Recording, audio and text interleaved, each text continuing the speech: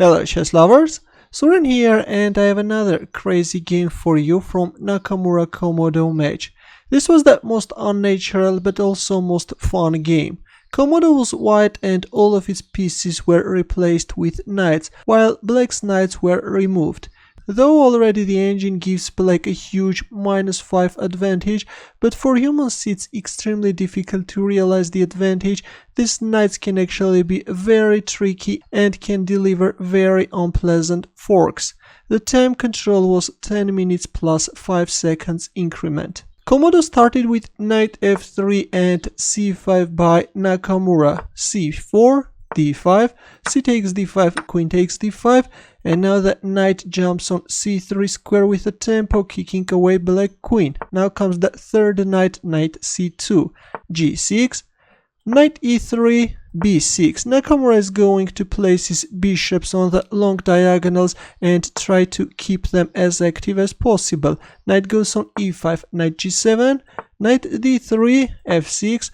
Nakamura is kicking away the knight from this active e5 square and then is developing the light square bishop, b3, e5, f3, black castles kingside, knight f2, queen d7, a4, queen e6, knight b5. Already white is threatening to fork the queen and the rook. Queen e7, the queen is covering the c7 square, knight c3, rook d8, g4, a6. Nakamura is kicking away the knight from b5 square as well, and after knight a3 he plays b5, he goes for a pawn sacrifice.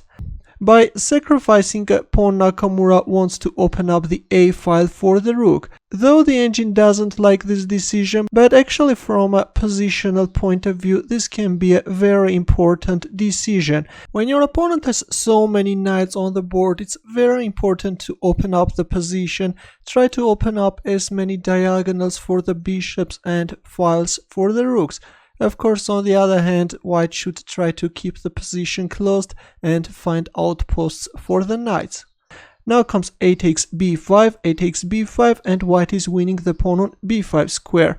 e4, trying to open up the center of the board as well. Bishop takes e4, knight takes e4, queen takes e4. At this point, Nakamura said that this should be winning for black, but let's see, can black realize his advantage?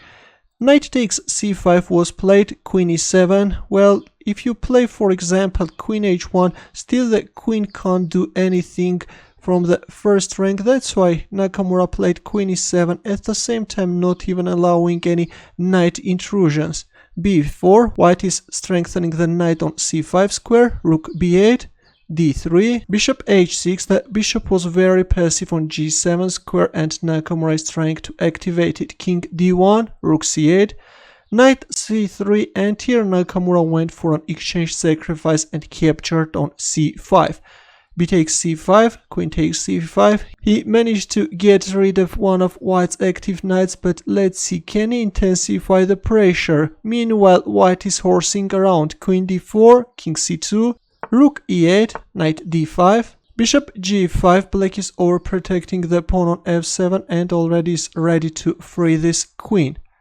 Knight c3, queen a7, h3, king g7. Black is making a few more prophylactic moves, and after king d2 the queen is penetrating the first rank. Already using the fact that the knight on e3 square is pinned, black is threatening to win the knight on f1 square. Knight g3, queen g1, knight e4, queen h2. The queen is coming after the pawn on h3 square.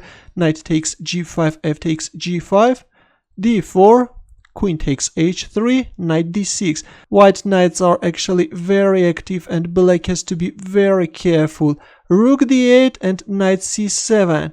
Right now white is threatening knight d6 check, forking the king and the rook. And of course you can't even win the knight on d6 square, because this time the fork will occur from e8 square. That's why after knight c7 Nakamura played king g8, knight e4, queen h2, knight c4, queen f4 check, king d3. Meanwhile, Nakamura is looking for weaknesses in white's camp, knight e6, rook a8, knight d2. And now this is a critical position and black has to be very careful. For example, if you move away your queen from this f-file, then you can even get checkmated after knight f6 followed by knight f7.